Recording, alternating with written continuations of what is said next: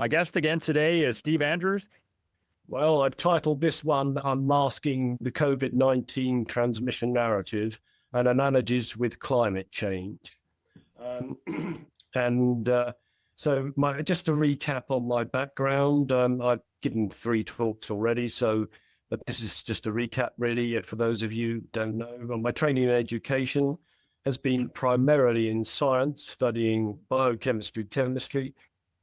I worked in the pharmaceutical industry as an analyst and in the quality assurance sector. I write the odd article on my Substack, and I do write. I'll be writing an article related to this talk as well, which I'll give Tom the link to. I haven't posted it yet, and I also write the odd article for the Daily Sceptic. I'm currently retired. Introduction. So the immediate analogies between COVID-19 pandemic and climate change was the overreach during the 2020 pandemic by governments and experts has heightened skepticism. Many of us are no longer prepared to accept opinion unless it is supported by evidence. And really, that's the way it should always have been. But most of us tended to trust the experts, the specialists in their field. But many of those let us down. Basically, it was a fear-driven narrative controlled by governments, media, and the scientific community, or a portion of the scientific community. We heard such statements like, the science is settled, we own the science. I think Fauci was renowned for that, and we own the science, Jacinda Ardern in New Zealand, and there are many other examples, such as Macron, Trudeau, Boris Johnson in our country. There was censorship of alternative views, again, strong analogy with climate change. So reputable authors could not get published. So we didn't have any alternative views. We were all to stick to the narrative. Strange as it may seem, the analogies between climate change and the COVID-19 pandemic do not end there. There is evidence that there are analogous mechanisms operating for both the warming of our planet and the transmission of respiratory viruses such as SARS-CoV-2. This talk provides a summary of evidence supporting that statement. And again, this is an evidence-driven hypothesis and argument, which is the way it always should be. This talk will highlight the excellent research by a UK physician called Robert Edgar Hope-Simpson.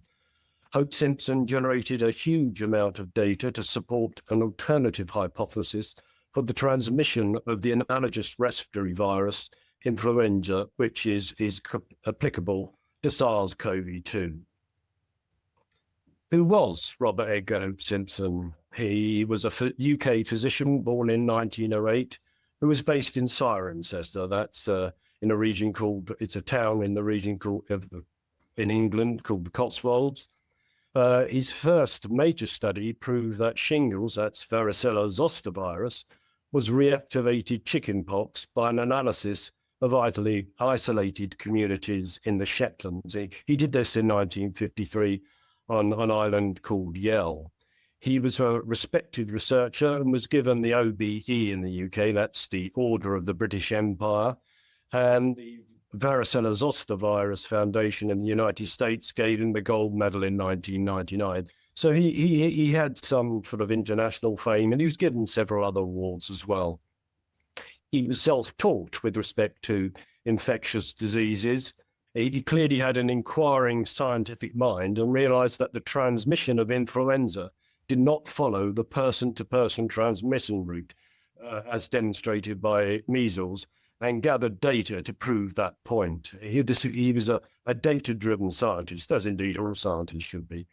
Following his exhaustive studies, he generated new proposals, really a new hypothesis, that were a better fit to the real-world evidence. His work culminated in the publishing of this book in 1992, The Transmission as Epidemic Influenza. And in my opinion, this is a masterpiece of evidence-based science. I can't do it justice here today. It's 260 pages long, and I'm only going to show snippets of the evidence and how he worked. What were his proposals for influenza? So the influenza virus, basically, this is his hypothesis. And this is a very brief summary. His actual full hypothesis consisted of 11 proposals, but I'm going to very much summarize it here. The influenza virus lies latent within host cells and is reactivated by a seasonal signal. Reactivated individuals are briefly highly infectious, that's they're really super spreaders, and pass the virus on to others who, depending on their health, may suffer more severe consequences. Whilst a brilliant example of evidence-based science, the seasonal signal, which this is where climate change and some of the analogies start to step in, eluded Hope-Simpson, and he stated the following. This is taken directly from his book. We are ignorant of the mechanisms whereby the seasonal stimulus is operating. Indeed, they have scarcely yet been solved. I think he was slightly dismayed about the lack of research in this area because it was obvious it was there. We are similarly ignorant of the modus operandi of most other seasonal phenomena. There is no doubt that such mechanisms exist. So he was certain the mechanism exists, but it disiluded him. And this is where I suppose I'm going to blow my own trumpet for what it's worth. So I've extended Hope-Simpson's hypothesis to state that respiratory viruses, such as influenza and SARS-CoV-2, have mechanisms where they can replicate and be released at low level.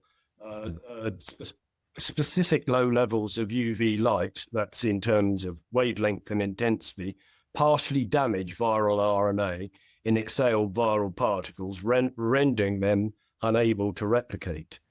These damaged particles are inhaled by the host, recombined in co-infected cells, driving rapid viral mutation, giving the virus a significant advantage. And just to try and expand on that, how does this work in real life, and try and expand on that explanation. Basically, so how would this work in vivo? That's real life. We exhale viral particles. That's a given when we become infected. That have the capacity to escape the host immune systems. When we are outdoors, they are exposed to UV light, which will vary on a seasonal basis. So here, as you can see my point here, these are obviously massive viral particles, but basically we're breathing it out, and then UV light is interacting with that. Depending on the intensity, duration, and wavelength, there will be varying damage to the viral RNA. A proportion of the damaged particles will be inhaled by the host as they are in closest proximity. Obviously, we will breathe back in a proportion of the particles that are damaged. The damaged viral particles re-enter the host cells while they are repaired through recombination, generating rapid mutation and selection of viral particles with greater potential of infection and selection advantage. This process repeats, and replication is accelerated to the point where the infected cells burst, releasing vast numbers of viral particles with further infection of the host and to external hosts. Basically, then super spreaders are created with increased infection potential. The healthy host immune systems respond rapidly, dealing with it, with this sort of bursting of the particles. Healthy systems deal with it virtually very, very rapidly. They deal with it with the new variant cloud. I'll expand on that later. To the less, and they pass this on to the less healthy, who have more severe consequences. So this all seems a bit much, but just bear with me and I'll explain the rationale for that and the evidence. So I'm going to split this into three sections to support this Hope-Simpson extended hypothesis. There'll be real-world data events, after all, that's what counts, that support this extended hypothesis, establish viral concepts that were ignored. So during the pandemic, any narrative that didn't agree with what the governments were telling us, or that cast any sort of slight doubt on anything, were just blatantly ignored. We've seen this in climate change as well. And I'll touch on recent and past research.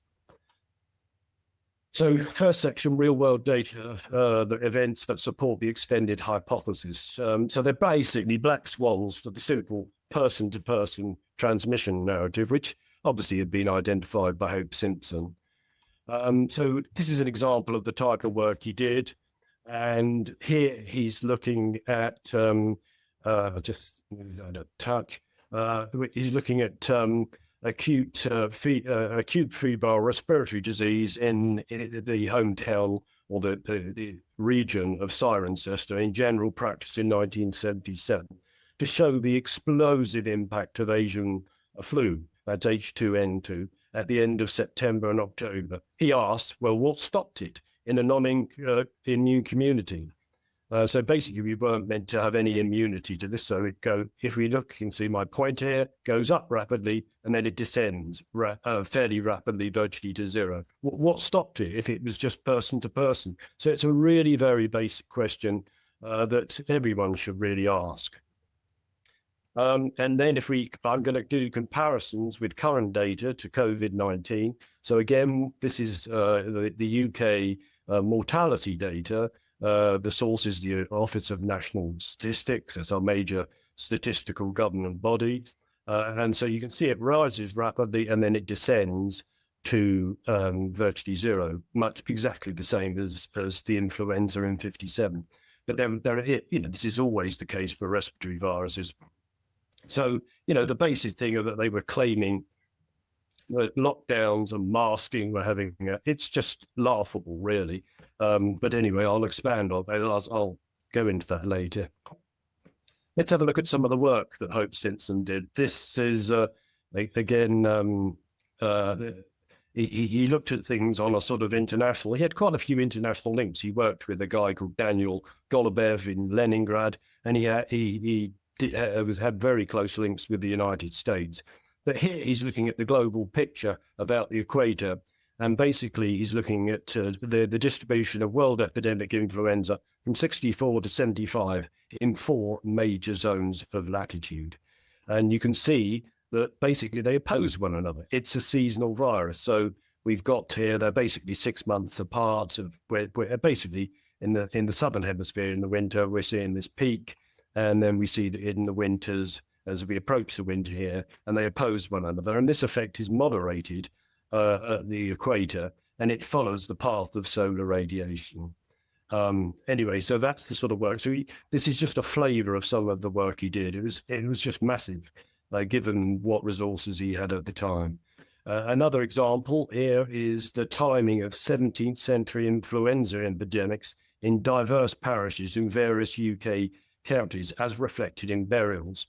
The months are shown in which burials exceed 10% of the 12-month total. So we can see here, it doesn't show up very well here. I've got the point here, that's percentage side, and these are them. And basically showing these are very regions. So what is he doing here? This is he's going about gathering real world data to support his case, as he did for varicella zoster virus. And here's what he's actually doing in this study. So this is for the first pandemic, the pandemic period going back into the 17th century using burial records. So he's gone to these 4 locations here. He's got 4 locations here, and they're 400 miles apart. So these are isolated communities at the time. People were not moving about during this time, certainly not 400 miles. And so basically that's what he's making a case here. So he's gone to these burial records, and we can see that they're all pretty much the same. He's done it for another 4 locations here in the southern England and in the northern England, and he's demonstrating that there's very, very similar outbreaks. This does not fit measles, the simple measles transmission model. So let's just move on. So again, I'm drawing analogies with the COVID-19. This is data, again, from the Office of National Statistics and Scottish Government data. So what are we looking at here? Well, you can visit this at your leisure later, but I'm just going to give you a brief explanation. This is the first week of recorded mortality. This is week 12. Week 17 is the peak. And you can see, if we just take the blue circles here, this is something like this, 600 miles the length of the UK, and they're pretty much all moving at the same time. And I've also added the deviation from the mean here, and they've all gone pretty much with the same intensity. And this was what aroused my interest early on when I was looking at, a bit bored looking at Office of National Statistics data. And I noticed I was expecting it to sort of emanate away from London, but it wasn't. And so we got that. And overall, the picture is that it was ubiquitous about the UK. And it represents about a 3 to 4 day window, all this data. So what, this does not agree again with the simple model that we were being led to believe that everything was based on. Just keep that in mind, that the whole narrative was based on this simple transmission model. Then if we go to Euromomo data for Spain, this is given in actual date number, and I haven't done the intensity here. I don't think that was available. But again, we're seeing a 3 day, plus or minus 3 day window for the entire regions. So this is all the regional data for Spain for excess mortality. Excess mortality is very reliable data, and we can discern the peak very, very easily. And then again, for the United States, we saw very interesting patterns. So whatever this is, about 2,500 miles across 2,400 miles. I'll stand corrected on that.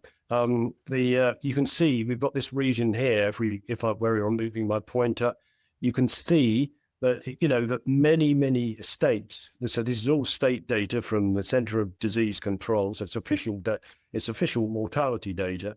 You can see it was all going in pretty much the same region. And then, interestingly enough, I've drawn this blue circle. I'm not going to touch on that now, but I believe there were reasons why this sort of region was reacting differently to this area of the United States. Then there was lineage data. This was an early study on lineage. So lineage is looking at how the virus is mutating, and I will be touching on the study again later.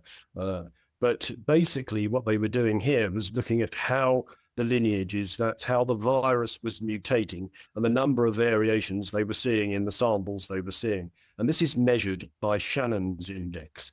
And it was released as a preprint in fairly early on in the pandemic. So they had this information, and they just decided to blank it because it didn't agree with their narrative.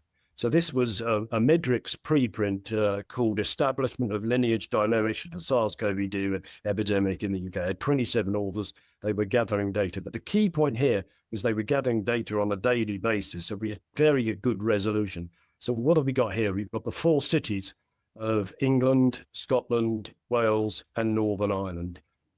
And we're getting... so I've determined where the peak arose. So you can see we can discern the peak relatively easily. I'm moving my pointer. So in these 3 cities, which are hundreds of miles apart, it was that the peaks were all on exact virtually within a day. Again, this doesn't align remotely with the measles transmission narrative. Then I've mentioned that you get super spreaders, and you get effectively the healthy generating viral particles which infect the unhealthy. And so you get this gradient of mortality risk. And this can be seen if we plot. So again, this is the UK Office of National Statistics data on this top graph, and this is the Centre for Disease Control. And these are where they've published age group data for, so we've got all-cause mortality here. This is for the CDC data, and COVID-19 deaths. And if we plot one against the other, we get pretty much, firstly, exactly the same pattern for both the UK or England, Wales, I think their data is, and the United States. And you can see they do it in yearly age groups. This is in 4 yearly age groups. So it's and obviously people, die. The propensity to die is obviously related to age, and and so you can see it's exactly the same. It actually gives us an exact straight line. This is the correlation coefficient. It's nearly 1, so it's indicating there's an exact correlation. So this is telling us that the risk. For our normal risk of all-cause mortality was reflected in the COVID-19 mortality. Anyone could have done this, and it really shows that the risk factor was the same in both the United States and England, and it was, if you like, it was our normal risk factor, but there was a direct correlation. So this aligns strongly with the theory of super spreaders of the healthy infecting the unhealthy. So then there was even more, perhaps, interesting data that, again, was blanked. This is excess mortality data in South America. And I'm just going to use my pointer again here. And what happened was I was looking at world in data during the pandemic, and I noticed that Ecuador showed a massive increase in all-cause mortality. So this is from all causes. During the pandemic period, so I've actually put in Peru, there's the United Kingdom there, the United States, and Uruguay. And so could the extended hypothesis demonstrate that this offer a plausible explanation of why this region saw such high levels of excess mortality, much different to other areas. And so here's the overall picture. So this is a map of South America with the week number. So here's Ecuador here up the top as the name suggests, Ecuador is on the equator. And here's that percentage, that peak percentage. And you can see here there's high percentages both here, Bolivia and Peru, but Peru is obviously a very long, but Chile is a very long, this is Chile, sorry. And so we can see, and then when we came across to Uruguay, as you saw from that other day, there was hardly any deaths at all. So there must be some reason accounting for this. And so I'm just, if there is a reason, and if we look here, I'm going to move the pointer here to this graph that I've added here, and we're getting, this is showing fluctuations in UV index. And so this is, the red line represents without any cloud cover. But in this part of the world, you get significant variation, particularly around the March period. As if we come down to here, you can see that there's big fluctuations. So why is this? And so that is sort of aligning with this extended theory. But then if we look, what is a plausible explanation for this increased death in relation to this extended hypothesis? So this is South America here, you can see here, and this is the Humboldt current coming up here from south to north. Where it meets the warmer currents here further in the north here, and here's Ecuador here, I've moved my pointer to there. These currents meet and you get mist fog conditions appearing. And the mist fog conditions are quite unique and form a persistent haze that have a dramatic impact on the level of sunlight and presumably UV light reaching the Earth's surface. Well, it is UV light because I just shown you. This phenomena is known as garura, a Spanish word meaning drizzle or mist. It is notably persistent and prevalent during the winter months in specified regions. So a plausible explanation is that this modified light conditions was activating many more people. In other words, we were creating many more super spreaders. They were infecting the less healthy with the tragic outcome of higher mortality. So it's a plausible explanation, which nobody else has. They looked at various genetic reasons for some kind of pre-death, I can't even say the word, some genetic reason, but they couldn't find a reason. Then there's so I'm taking a lot of evidence here from different sources, real world evidence, if you like. There are what they call isolated outbreaks. This is the Seattle fishing vessel incident, and it was published in a paper in August 2020. And they stated, following screening by serological and viral reverse transcriptase polymerase I've forgotten I've forgotten what that stands for actually now, of the crew prior to departure, an outbreak occurred, and this vessel returned to port after 18 days at sea. Excuse me. On return, 104, that's 85.2% individuals had a positive PCR test, where that's with a CT value less than 35, with a metagenomic sequencing of the 39 viral genomes suggested the outbreak originated largely from a single viral clade. And even on top of that, for the 3 crew members who tested seropositive prior to the boat's departure, they showed no symptoms during the viral outbreak. So this told us a whole lot. Firstly, it agrees massively with the idea of the virus reactivating. People were testing negative before they left. And then we had it linked back to a single viral clade. So 1 or 2 individuals became super spreaders amongst the crew. And then those that had it, who had actually tested seropositive, that means they'd had COVID-19 prior to they'd left, but were now clear, were now immune. So this was indicating that our immune systems were highly protective. PCR testing, which was used widely actually internationally, it was the only test, was pretty useless, and it didn't agree with the measles transmission narrative. So it was, so this was discussed by our SAGE committee. That's the advisory body to the government, and they just decided to blank it because it didn't agree with the narrative. There are other instances of this. This is one reported in the Independent of an Argentinian trawler outbreak, where they activated after 30 days at sea.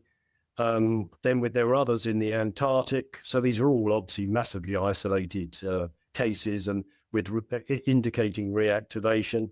This was December 2020. And then this one here, this was again one in the Antarctic. But this time they'd been vaccinated. It was obviously later. And again, there was an outbreak. Then I'm revisiting this Lineage study that I mentioned earlier. And on what we've got here on the left is this is genomic analysis. So we don't want to overcomplicate this, but these are all variants that they're identifying. It's a way they have of classifying it. Each one of these dots here that I'm moving the pointer to indicates a test. And you can see that there's, this is early on in the pandemic. So if we look down here at the date, you can see the earliest testing is something like somewhere around late February or something. And then we go to the later on in the pandemic here on April the 19th. So basically, this is showing just how much in a relatively short space of time, our immune systems were closing down on the virus and how the virus was trying to respond to that. So we're getting massive changes in variants if we go from the late to the early, and the timings of it as well. Now that virtually all of these have gone extinct. So again, this was valuable data. It was a massive study. Again, they just decided to blank it. It didn't fit with the narrative. And this took 6 months to be published. Of course, the UK government sponsored this, but it didn't agree with what they were looking at. So what were the authors' comment on this? So this is what they state. In addition to having different dates of establishment, that's what they call time to the most recent common ancestor, UK transmission lineages vary in duration.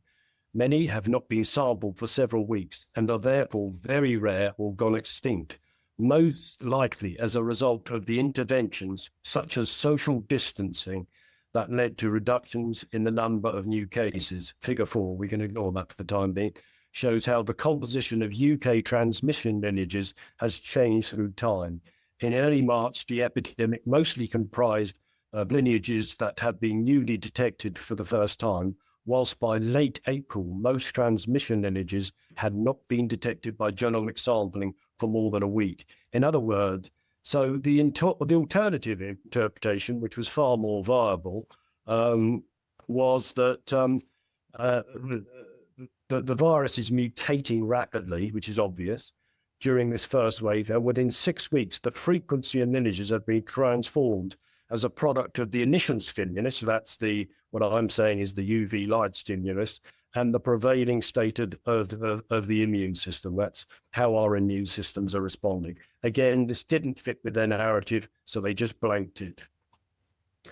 Then there was real-world modelling. What could early UK mortality data tell us? So this was, so early on in the pandemic, a guy called Professor Michael Levitt, who's based at Stanford, I think, primarily, and he spotted that the virus was not, we were all told there was an exponential increase and we were all to be terrified, but he pointed out this wasn't happening at all. There was a really exponential decrease.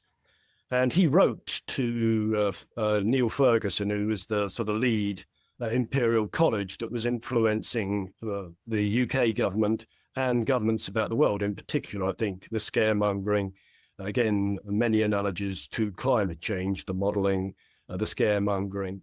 And this was influencing the United States as well. He's modelling anticipated huge deaths from this new virus.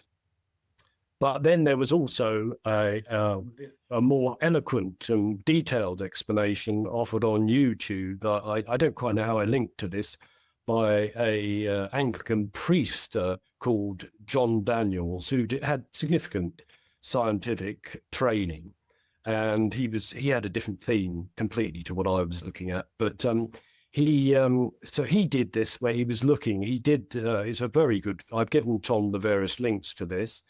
And he looked at the growth rate of the UK first mortality wave, and he did a log of the growth rate. So these are weekly data points here. You can see that if you come down to the x-axis, and basically he plotted them.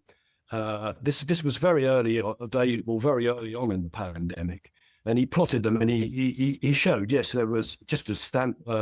Professor Michael Levitt had stated that there was exponential decrease and not increase. And so, and indeed, when we plot the log of this growth rate, if you want to get a detailed explanation, I said, watch the YouTube video. Hardly anyone's watched it, I think. And you can see that there's a straight line. And so what this meant was, if we take these first 3 points here from the first 3 weeks of available mortality data, we could have predicted when it was going to peak. And you can see that this was virtually accurate to the day. So this was effectively accurate modeling, and it meant that the deaths were effectively built in from the beginning, if we take these first 3 points and extrapolate the straight line. So, you know, and also, his basic theme was showing that lockdowns and masking and all the rest of it. So here, I've added here a grey line representing when the UK lockdown occurred. And then if you work out when its impact should be seen in mortality data, so the median, he works on the median, which is pretty well the best atmosphere, is 19 days. It's a 19-day period from the grey line to the orange line. And you can see it had absolutely no bearing on mortality whatsoever, which is the point he makes and he tries to explain to everyone. And in addition, we've also got, interestingly enough, is that the UK maximum variation, that's what I showed you in that previous data, was located. This is the date for that, which is around the 27th. It's maybe slightly advanced from that. And indeed, the 19 days from that point, or about 21 days, I think, the peak mortality occurred. So the peak for variation tends to correlate with the peak in mortality. So basically, it was decreasing exponentially. The date of the mortality peak can be predicted. There must be some initial stimulus. That's what my takeaways were from this. So the whole theory requires that there's early detection of COVID-19. That SARS-CoV-2 is the name of the virus. And this came from there's been a bit of a dearth of studies done on this, and I don't know why. I don't know whether there's been some sort of D notice on it, perhaps in a state of paranoia. This is Sentinel. This was published. This is Sentinel surveillance of SARS-CoV-2 in wastewater, anticipates the occurrence of COVID-19 cases. So, but within this, though, they were using wastewater was used. So this is where people are excreting the virus, and but these were frozen monthly samples from Barcelona, and they went back to March. So if we just have a look here, I'll bring the pointer up again. If we go to March, these are the markers for SARS-CoV-2, and they were detecting SARS-CoV-2. And if we look at how this correlates, so here this is a year on. This is testing, PCR testing in Aragon, Spain. I've shown you the regional data was all pretty much the same in Spain. And you can see that it's very sharp, and it tends to center around March. So if the virus is being activated around this period, the best time to see it was in March. If there'd been early entry of the virus into the population and it was lying latent, the best chance of seeing it was going to be in March, which is exactly what the data influenced. But again, people saw, oh, no, we're not interested in this. It must be just some sort of contamination. But these were, so Hope-Simpson, again, I'm not really doing Hope-Simpson justice, but I encourage you to try and read any of these work. Hope-Simpson's summary list of problems, so these are black swans with the accepted transmission narrative. So he lists here 21, obviously I can't go through all of these. So this is a sort of standard problem-solving tool where you put up various hypotheses and see how they agree with what you think are established data facts.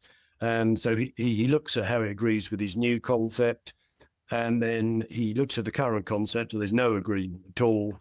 But all of this has been ignored by society. All of Hope-Simpson's work, whilst being a highly recognized individual internationally, but his work was just ignored. Anyway, this is a standard problem-solving tool. I won't go through it all, but it's just an illustration of some of the work he did. So there were various established viral concepts that did not fit the narrative. I just outlined that briefly earlier. That were just ignored. And the first one is that the concept of that viruses are quasi-species. They exist as vast clouds of variable lineage composition. I showed you some of but these are categories of lineages. There's probably variation of that. I've shown you how varied it was during the UK. They exist as vast clouds of variable lineage composition that have the capability of rapid mutation. They are an amazing example of Darwinian evolution. The cloud will evolve and change depending on the constraints applied.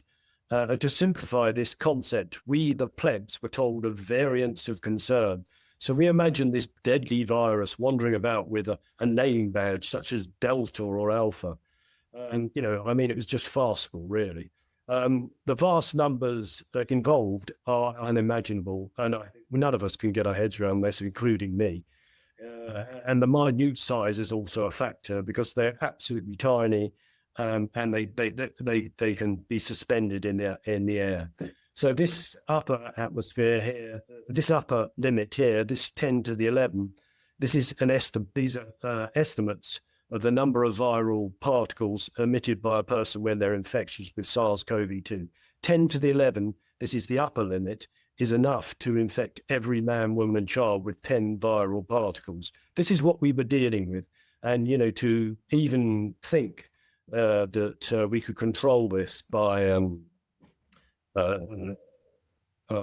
lockdowns and masking, it was almost laughable. Then there was something, I'm only touching on some of the mechanisms that are being done, but this is an absolute key one. There's something called copy choice mechanism / recombination. The copy choice mechanism, also known as template switching, is a process where ribonucleic acid viruses, that's the genetic material that viruses are largely composed of, some are DNA based, they recombine by having their RNA-dependent RNA polymerase, that's the enzyme which is used during replication. They can switch templates during replication, creating a recombinant RNA molecule with genetic material from both original templates. So basically, this mechanism is activated when there is damage to the viral RNA, such as that induced by low levels of UV light. And so this all ties in with the hypothesis. Basically, it's this mechanism in conjunction with mutation are the major drivers of viral mutation and evolution. And its origins are believed to date back to the beginning of life on Earth. So basically, viruses, they believe, were the very earliest forms of life, and that they had to evolve. There were high levels of UV light during this period, and they had to evolve mechanisms to affect repair. And this exists in viruses to this day. So this is all well-established science. Then there was something called cell-to-cell transmission. We need the virus to lie latent. So cell-to-cell transmission in viruses refers to the process by which viruses spread directly from one infected cell to a neighboring uninfected cell without relying on the release of viral particles into the extracellular environment. This mode of transmission is used by many viruses, and in particular coronaviruses, which SARS-CoV-2 is a member of, but many viruses to evade the host immune response and efficiently propagate within tissues. So basically, here's just a diagram here. What they believe is that, so this is the extracellular environment. These are SARS-CoV-2 particles, and they fuse, and they can transfer genetic material from one to the other. Basically, again, this didn't agree with the narrative. They weren't keen on it. Let's keep it simple for the plebs. Recent and past research. During the pandemic, vast funding was made available to shed light on controlling the virus. The problem was that governments had panicked and implemented measures that were extremely difficult to reverse. Therefore, government-funded research projects, of which there were probably about 500,000, had to adhere to a narrative and were inherently biased. He who pays the piper calls the tune. Consideration of Hope-Simpson's work was ignored. After all, this was a novel, deadly virus. All of the following studies support UV light activation, replication, mutation by low levels of UV light. And it goes back as far as 1948. This wouldn't be an exhaustive search, but I've done a reasonable search on this through the internet. And basically it goes back to various phage particles. This was done by Salvador Luria and Ronaldo Dubafco in the United States, where they're looking at UV light impact on phage particles, again using low level of light. This study was done by Henley and Mu, and this looked at to the influenza systems and the impact of a low level UV light. But so Hope-Simpson was aware of this guy's work, but he didn't seem to pick up on it. I don't know why. He's a bit of a genius in that sense. I don't. And then there was a study done in 2015 where they were actually using low levels of UV light to create what they called semi-infectious particles in influenza virus. And so all of this is fitting. And then there was a study in 2022. As I said, there's a dearth of studies supporting this general concept. But there was in 2022, the Journal of Photochemistry and Photobiology published this paper. I'm not going to read it out here. It was released as a preprint in May 2020. It did change during the preprint period. I suppose that's not there. So what did this study reveal? So I'm only going to really go into any one study in depth. The primary focus was in inactivation of SARS-CoV-2 by different levels of UV light, one approach was to use, they used a number of approaches, but one approach was to use fluorescence in situ hybridization, which the acronym for that is FISH. This technique involves labeling the virus with a marker that fluoresces, which enables the degree of host cell entry replication to be assessed.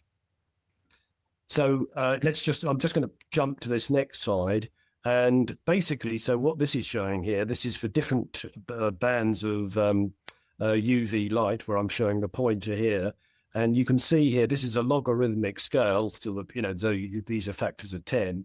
And you can see that UVC here is far more effective than UVB, UVC, and violet light that are inactivating the virus. So these people were only interested in showing UV light was an effective control of the virus. And then they show a cell infection growth rate at different times post-infection. So you've got your negative control, so there's no fluorescence here.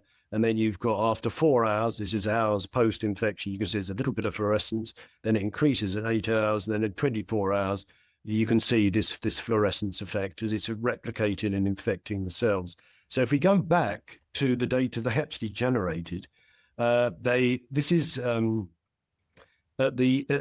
found, so they were expecting UVC to be much more effective at inactivating the virus, but at low levels, this is dose 1, so this is a low level of UV light, and dose 3 is high level. They found that there was increased replication and cell entry. So this all agrees massively with this recombination, the effect of UV light on enabling the increased mutation of the virus. So if we, what did they say about this? So they were massively aligned with the narrative, if you like. They say the development of SARS-CoV-2, that basically they were saying that the vaccine was now with us, and it would be eventually be defeated. But the implementation of disinfection and prevention strategies is still of the foremost importance to curb the spread of new infections. But the result they got was clearly unexpected, and the authors could not ignore this and made the most trivial comment stating the following. Notably, at lower UV doses, some cells with high levels of viral RNA could be detected, suggesting that rather than inhibiting the capability of the viral genome to replicate, UV irradiation might affect either virus entry in the cells or the assembly of functional viral particles following the replication of the viral genome. So you'd have thought they'd have tried to explore this further, but they didn't, because they weren't really interested. And but they do say at the end, where they actually acknowledge the work, this recombination that can exist within cells, facilitating increased mutation, giving the virus a huge advantage and boosting it so it can effectively recombine and infect within the cells. So they write at the end here, finally, an interesting observation is reported by Bernstein. That's actually, this is taken directly from the paper, and it should read Bernstein, who ascribed the different photostability of DNA and RNA mainly to the activation of repairing mechanisms. So they just didn't really want to investigate this, go up this rabbit hole. So how do pandemics link to climate change? Well, this is work that was done by Hope-Simpson, and he's here looking at eras of prevalence of major variants of influenza broadly coincide with the 5 of the 6 sunspot cycles this is looking at 1920 to 1970. The change of major variant occurred abruptly with the disappearance of its predecessor, but about the time of the sunspot maximum. So we've seen various correlations with climate change through the theory of cosmic rays, where this was also, it could be linked. So climate change was linked to sunspot cycles, and indeed through this mechanism of UV light. So how would UV light change with the sunspot cycles. So these 11, basically averaged 11-year periods. And so this is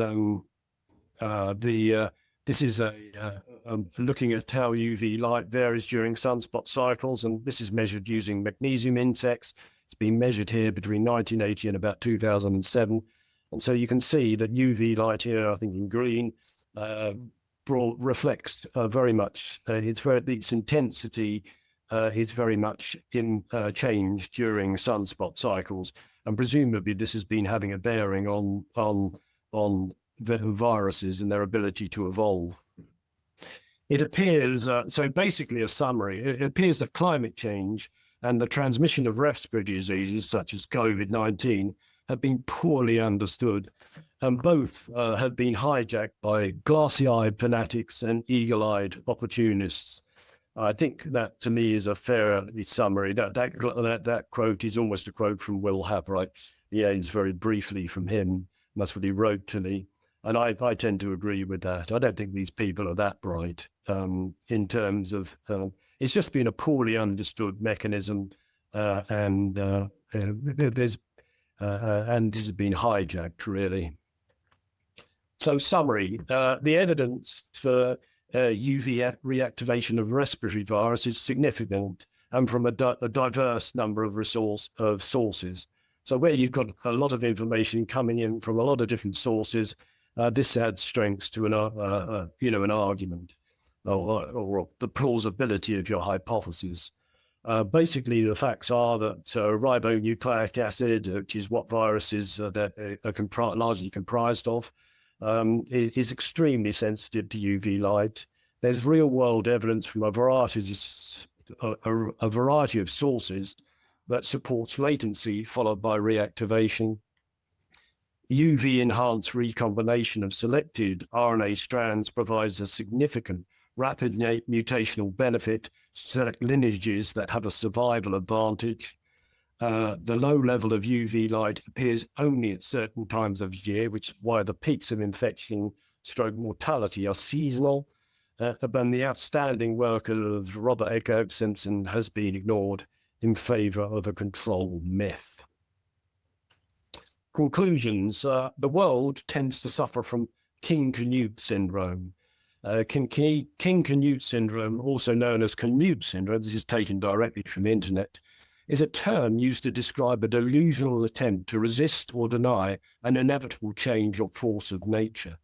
It is often used as a metaphor for those who foolishly try to fight against the inevitable, much like King Canute attempting to command the tide.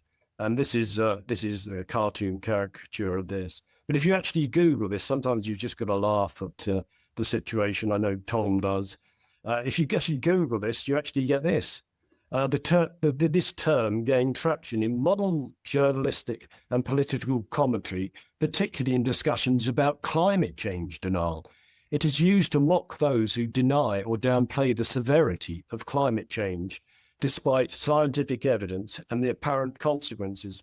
I'd say to that, well, what scientific evidence? But, hey-ho. I mean, you just wouldn't read about this stuff. And then on a final note, this I mentioned about Michael Levitt, and this was some of the work I did early on in the pandemic, and it was picked up by José Gafal, who's presented on Tom's podcast. He kindly did translated some of the work I did into Spanish, and he made it available in English and Spanish on Dropbox. And Michael Levitt had picked this up on Twitter, as it was then, and he had read it, and he obviously thought it had got some plausible nature, so he reposted it. And he writes, good thing about COVID-19 is that everyone is an epidemiologist these days, said disparaging by Neil Ferguson, that's the Imperial College professor, about me in April 2020 on the BBC. And he writes, it may well improve the world. So I hope talks like this and talks that Tom promotes or gives does give food for thought and provides a better perspective and a better narrative. Anyway, that's the end of my talk. And thank you for watching. Okay. If you have time, could we flip back to slide number 33 for a question? Yeah, sure. I think that'll help me understand what's going on here. Okay. Yeah. So can you kind of re-explain in simple terms what happened in March 2019 in Barcelona to cause this spike? That basically the theory is, and I haven't, to do a lot of this justice, it's quite involved. What it looks like we had here was that this was a virus that was released as part of gain of function, and it was released into the population. When it's released as gain of function, it has little diversity, but it has high infectious potential. So it has little bearing on sickness and mortality. It entered the population much, much earlier than we thought. And so I believe, again, this is to a degree hypothetical, I'll accept that. But what we're looking at here is these are markers where they're looking at, these were frozen monthly sewage samples, wastewater, and they took those frozen samples and reanalyzed them for various markers for SARS-CoV-2, and they found positive tests in this period in March. This does tend to infer that it probably entered the population even earlier than we thought. But because it lacks variety at this particular stage, it's pretty well, it's only when it's been filtered through our immune systems on a number of times that it starts to become more deadly. It's difficult to explain this. I've written extensively on my Substack about this, but that's what appears to be the case. So basically what we're looking at here is we're getting positive tests for SARS-CoV-2 way back in March 2019, which doesn't agree remotely with the fact that this emerged in whatever it was, December from China. Does that explain it reasonably? Yeah, I do have follow-up, though, that it peaked the next time on the right there in the same slide. It's also in 2020. It peaked in March. So can you explain again how the UV light would cause it to peak in March 2 years in a row? Well, basically, it's being the UV light conditions cause the virus to be reactivated in individuals. So basically, it is, and this is why respiratory viruses and cold viruses are seasonal. They almost certainly have this same mechanism we know they have this same mechanism where they can repair themselves, but this gives them a recombination advantage. So when the specific levels of UV light are exposed, the virus is exposed to that, it replicates it mutates. It's a mechanism for mutating the virus very rapidly. This gives it a selection advantage, and it can select variants that are much more infectious and can escape the immune system. So what we're looking at here is this virus being activated, selecting mutations that are escaping and giving us this peak in this is PCR testing, so people testing positive. And this was also seen in 2019 where it sort of peaked, but it was at such a low level. And as you can see, it virtually goes down to zero. So even if we look here, so that was in late February, there's hardly any of it around in 2020. And similarly, in terms of detecting it, we got the best chance in March of 2019, which is what the case was. So basically, that's what's happening. Basically, it's UV activation of the virus. And I hope that's a reasonable explanation. Yeah, I don't think I'm fully understanding even the low UV part. Wouldn't that be at the winter solstice? Would that be the lowest of UV? Or no, because the UV light has to have a specific level where it can create specific damage to the RNA.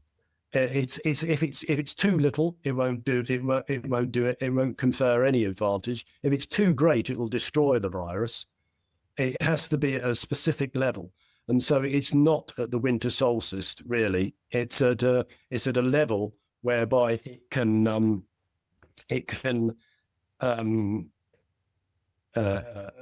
cause a specific damage to the which has been shown experimentally in some of those studies that I've shown you. Okay. Would we expect it, though, to be at the fall equinox too, spring and fall, when it has those same levels of UV light? Yes, and that is pretty much the case. Yeah, so it can get it at the spring and the fall. So that's exactly right. Yes. Okay. And that does occur because we see peaks 6 months apart. Yeah. Yes. Okay. And how about the whole theory that we have a peak of influenza in the winter in the U.S. because people are indoors and they're transmitting it to each other indoors, when in the summer they're outdoors and they don't transmit it to each other? Now, that is not correct, right? That is well, though. Hope-Simpson proved that's just a myth to a degree. It's just a very simplistic. Other people say that because in summer we have higher levels of vitamin D, and that confers immune protection, which it does. But in winter we don't have that, so it gives us greater propensity to be infected by the virus. But so no, that's just a very simplistic view. The peaks are very sharp and basically the vast majority of data does not agree with that sort of concept. But because we're really only interested in a sort of control myth, and we don't like to think of the virus lying latent within our bodies, I think people just prefer a false narrative. So is there anything to the whole 6 feet of social distancing thing for the particles? Or are these particles outdoors kind of everywhere and the wind can blow them 100 miles? No, I don't think so. I think on the whole, outbreaks are fairly confined, and you have to be in reasonably close proximity, I think, to an individual to get it. So that will be, like a square function away from the individual. But I think when a person's highly infectious, and there's a lot of data to support this, there's a wealth of data that aligns with this, but I can't go into it all. But there's that, the super spreaders, once they get activated, they can infect quite large numbers of people if they're exposed to it.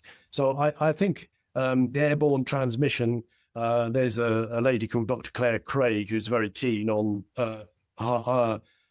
long distance transmission, but I don't think the data supports that. I think it's fairly localized. So coming back to the 6 feet, well, it was a pretty useless thing to do. There are huge numbers of viral particles, and if you are depending on various factors, your propensity to get infected is fairly high. All right. And just so I understand you again, how do you explain if these people are out on a ship in the middle of nowhere and suddenly there's an outbreak, or if they're in Antarctica, they've been isolated for a long time and suddenly there's an outbreak? What's the explanation again? It's been latent in their bodies? The virus lies latent in their bodies. It starts to, they're continually putting out very, very small levels of the virus. This then, when they're in an external environment, they get exposed, so like on the ship's deck in the case of the Seattle fishing vessel. So they'd be working on deck. They get exposed to this. That if the UV light conditions are appropriate, it will activate the virus. They become super spreaders and they start infecting a large number of the people on board. In the case of the Seattle fishing vessel, because they were relatively young, fit individuals, there was no mortality involved. They just had an outbreak. But similarly in Antarctica, but you have to get the correct external conditions to activate the virus. All right. So even in the case of Antarctica, the UV levels outside of the base in Antarctica are important in the transmission? Yes, it is. And the point at which someone becomes activated is, I think it happens fairly swiftly. and then you get a very rapid increase in mutation of the virus within the cells, and then an increased replication, and effectively the cells burst, and they release huge numbers of viral particles, but very, very quickly their immune systems get on top of the infection if you're healthy. Okay, and what lessons are there that we can learn about either making the disease less serious, or saving people, saving lives, using this knowledge? A whole bunch of things that we are doing don't help, right? Yeah, well, I think that's a safe bet, Tom. But I think it is a bit of King Canute syndrome, as I was outlined there. But this is very difficult. This is a moving target. It has the viruses. They're very survival. They are the epitome of Darwinian evolution, and they can adapt very well. Where vaccines lie in all this, I'm not going to touch on that subject. I don't want to get you struck off. But you can see that if you put a constraint on the virus, it will respond, and it will select on that basis. So in terms of what we can do, I think the basic thing you can do is to remain as healthy as possible, really. Eat well, keep your weight down, all things that impact your immune system. A healthy immune system is going to confer. I think that's about the only thing that we can do that, in my opinion, is that effective. And I think that's a proven illustration. I showed you the age charts of the CDC data and the ONS data. That just reflects that the overall, as we age, we suffer from immunosenescence. So obviously, you get a greater propensity to become seriously sick when you're older, and that's always been the case for respiratory viruses. All right, very good. Any other points to make before we finish up here? No, I said, thanks for having me on. This has been, been a big challenge for me to do this talk. It's difficult to confer, I've tried to explain it. You're pretty bright, and you're struggling to get your head around some of the concepts. But thanks for everyone who's listening, and I just hope it, literally sheds light on how the transmission of respiratory viruses occurs. All right, thank you very much, Steve and Andrews. We'll talk to you next time.